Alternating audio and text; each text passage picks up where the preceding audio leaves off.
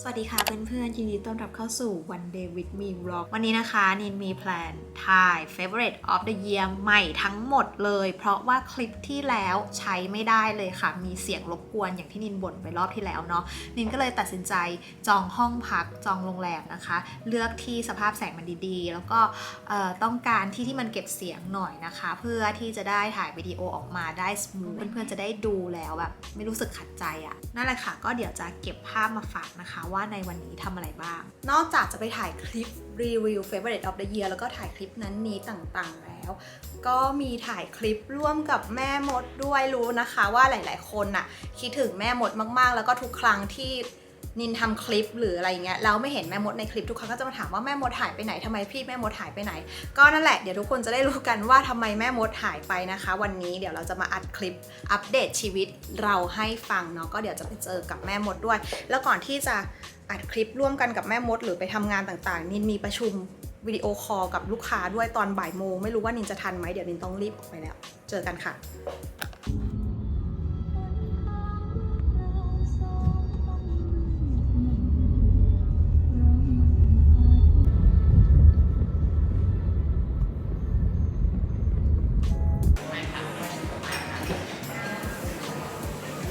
คนค่ะนินประชุมออนไลน์เสร็จแล้วนะคะเมื่อกี้กับโปรเจกต์ลับที่จะเกิดขึ้นแบบยิ่งใหญ่นะก็รอติดตามกันไปแล้วกันนะคะส่วนตอนนี้นินเช็คอินเข้ามาในห้องพักแล้วจะบอกว่าประทับใจในแสงส่องมากๆนี่นะคะเดินเข้าไปเข้ามาทางห้องน้ำก่อนสายมือจะเป็นห้องน้ำนะคะมีบาร์ทับให้ด้วยคือจะเป็นโซนอ่างล้างหน้านะคะกระจกใหญ่เต็มตัวเลิศเข้ามานะคะตรงนี้ก็จะมีโซนเก้าอี้นั่งพักผ่อนหย่อนใจโซฟาพักผ่อนหย่อนใจดูแสงทุกคนแสงแล้วก็เป็นเตียงนอนนะคะที่หันไปทางหน้าต่างเรามาดูกันซิว่าวิวคืออะไร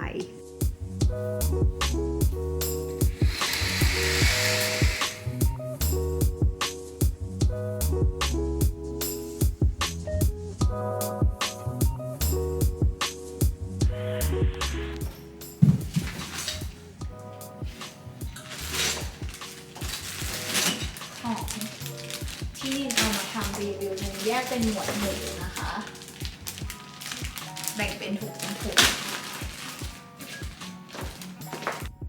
มาแล้วทุกคนนางทัวร์เดย์ที่หายไปกลับมาแล้วจ้าหายไปเป็นเดือน กลับไปสามอาทิตย์เอง ฉันเพลียข่าวจนเหนื่อยแล้วนะ เดี๋ยวมีแถลงข่าวเลยนะทำไมดูแล้วมันทำไมดูมันฮ่องกงแล้วก็คิดถึงสมัยแบบอะไรนะกินข้าวมันโต๊ะรีดผ้าใช่ ชีวิตมันมาจากอย่างนั้นมึงจะบอกว่าเราไม่พัฒนาเลยในชีวิตก็ไม่ใช่กว่าจะมาถึงตรงเนี้ยคิดดูห้องเช่า 7,000 น่ะอยู่ด้วยกัน3คนกินข้าวมันกระบอกเดินทางโต๊ะรีดผ้าอย่าเรียกว่าห้องเลยให้เรียกว่าอะไรดีวะเล็กกว่าห้องน้ำบางคนก็ทำเก็บของเล็กกว่าห้องน้ำบางคนแล้วตอนนั้นจะเป็นยุคที่เดินทางบ่อยมากแล้วทุกแบรนด์ก็คือส่งกระเป๋าเดินทางมาให้แล้วห้องก็ไม่มีจะเก็บนึกออกปะจำได้ปะที่เราไปเก็บไว้ตรงระเบียงอะมึงแล้วนอกจากจะเขาเรียกอะไรนะห้องเล็กแล้วอะเรายังไปนอนห้องคนอื่นอีกนะเราอะแย่มากขนาดไหนแล้วเหอะนี่ค่ะไปกินข้าวกันนะคะดูหอมร้อนไม่จำชื่อไม่ได้แบรนด์เครื่องหอมร้อนเป็นเครื่องหอมอะไรเทียนนี้นะคะมึงเดี๋ยวนี้เยอะมากกูทำเอาฟิวหวานเยอะทักชวนมาทำเป็นบอกว่าไม่มีใครตอบบางคนก็บอกว่าไม่ว่างงานแล้วตอนแรกลิซ่าไม่บอกว่าอิ่มบอกว่าอิ่มต้องเจอแบบบังเอิญตัวซุ่มนี่เมทาเวิร์สเมทาเวิร์สนะเมทาเวิร์สชื่อเท่มากได้นะมึงชื่อในวงการเหรอเมทาเวิร์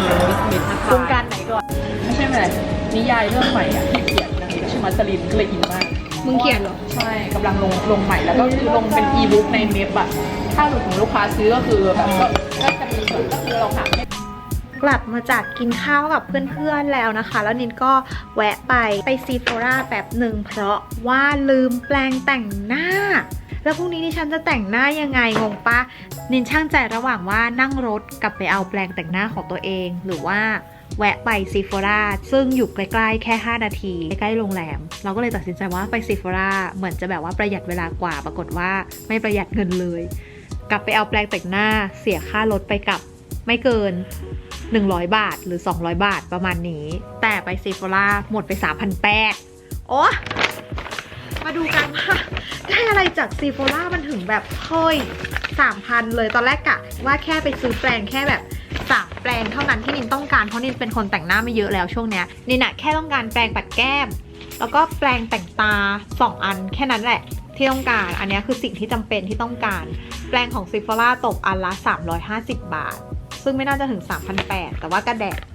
ไปเอารองพื้นเพิ่มอีก1 อันตัวนี้น่าใช้มากทุกคนก็คือของแบรนด์ It Cosmetics นะคะเขาเขียนว่า Your Skin But Better Foundation เป็นรองพื้นที่เป็นเนื้อสกินแคร์เป็นสกินแคร์ที่เป็นเนื้อรองพื้นประมาณนั้นแหละก็เหมือนกับแบบใช้รองพื้นแล้วก็บำรุงผิวไปในตัวด้วยอันนี้ไม่ได้อ่านรีวิวจากที่ไหนแต่แบบอ่านคำเคลมตรงหน้าขวดแล้วรู้สึกว่ามันน่าใช้ดีแล้วก็เป็นปีที่ผ่านมานินไม่ค่อยได้ลองรองพื้นเลยนะคะปีนี้ก็เลยแบบว่ากลับมาลองรองพื้นดูนะคะเพราะมีเพื่อนๆหลายคนชอบถามมาเยอะมากแล้วนินไม่สามารถให้คำตอบเพื่อนๆได้นะคะก็เลยอยากลองไอเทมใหม่ๆดูนินซื้อสำลีเพราะว่าไม่ได้เอาสำลีมาด้วยนะเสียเงินยิบย่อยตามสไตล์เราอยู่แล้วตัวเนี้ยน่าลองมากจริงๆอยากได้เป็นกระปุกใหญ่แต่ว่าหมดก็เลยซื้อว่าเป็นกระปุกเล็กเขาบอกว่าเป็นวิปออยล์บอดี้ครีมอะไรที่มีคำว่าออยล์ดิฉันก็คือจะชอบอยู่แล้วสำหรับการบำรุงผิวนะก็คือแบบบอดี้ครีมแต่เป็นบอดี้ครีมที่เนื้อค่อนข้างหนักแล้วพอนินเทสกับผิวแล้วรู้สึกว่าเฮ้ยผิวมันแบบฉ่ำดีนะคะก็เลยซื้อมาลองดูชอบไม่ชอบใช้ดีไม่ดีก็เดี๋ยวเล่าให้ฟังอีกทีนึงมีของแถมได้มาเป็นถุงยี่ห้ออะไรเคนโซในถุงมีของอีก ขอโทษค่ะทำไมจามมีลิปตัวนี้ก็ใช้ดีเป็นลิปสเตนแล้วก็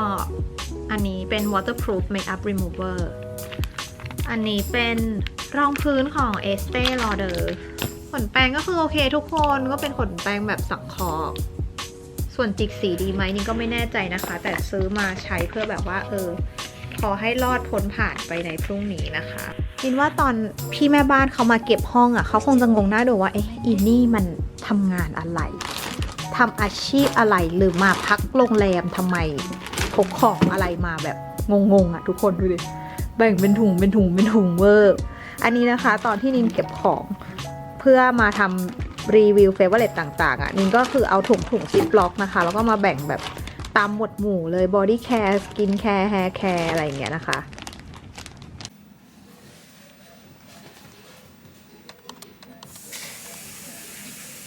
นินเปิดน้ำอุ่นเตรียมลงไปแช่นะคะแล้วนินก็สั่งไวท์ไวน์กับโคคัทมาทานคนเดียวเก๋ๆนินเป็นคนที่เอนจอยกับชีวิตได้หลากหลายมิติมากๆพออยู่กับเพื่อนเราก็เต็มที่พออยู่กับแฟนเราก็แฮปปี้และพออยู่คนเดียวที่สำคัญเลยเราต้องมีความสุขกับการอยู่คนเดียวให้ได้ค่ะทุกคนอย่าพูดคำว่าให้ได้มันเป็นเรื่องพื้นฐานเบสิกมากๆนะคะที่เราจะสามารถมีความสุขได้ด้วยตัวเองเนาะอย่ามัวแต่ไปหวังพึ่งใครหรือจะไปหวังรอให้ใครมาสร้างความสุขให้เราถ้าอยากจะสร้างความสุขเริ่มต้นด้วยการสร้างด้วยตัวเองก่อนมอบความสุขให้กับตัวเองก่อนอย่างวันนี้นินมา staycation มาเปิดห้องเพื่อ favorite of the year ให้เพื่อนๆแล้วก็เหมือนมองอีกแง่มุมก็คือเป็นการพักผ่อนของนินในอีกรูปแบบหนึ่งเป็นการเปลี่ยนสถานที่ใหม่ๆเปลี่ยนห้องนอนใหม่เปลี่ยนที่พักใหม่ก็เป็นการแบบ refresh energy ให้นินด้วยนะแล้วนินก็อยากจะตอบแทนตัวเองที่ทั้งปีที่ผ่านมาทำงานหนักทั้งปีนะคะด้วยการสั่งไวน์กับโคคัทมากินเฉลิมฉลองตัวเองอย่าไปรอเซเลบเรตกับใครเซเลบเรตกับตัวเองก่อนเลยนะคะก็เดี๋ยวรอเครื่องดื่มกับของว่างมาดิฉันก็จะจิบไวน์แช่น้ำอุ่นฟินชิลๆ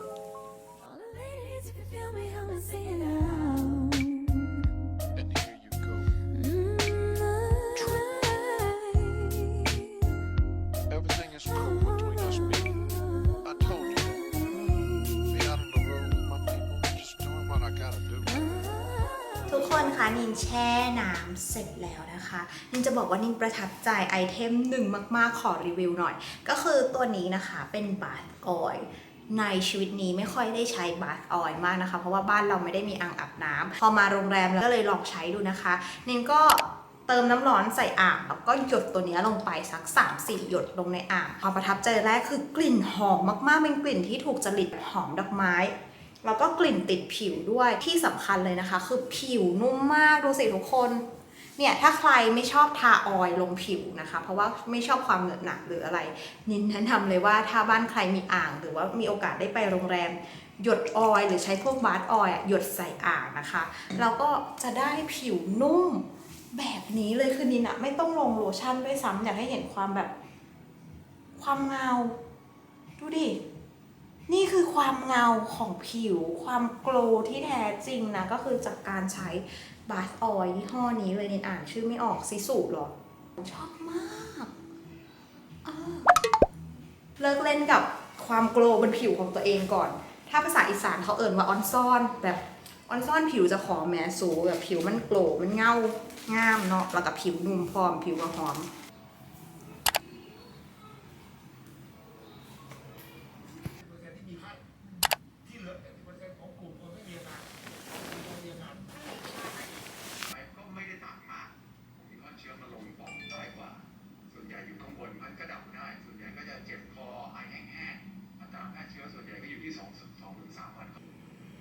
โดยเฉพาะถ้าคุณจะไปทำงาน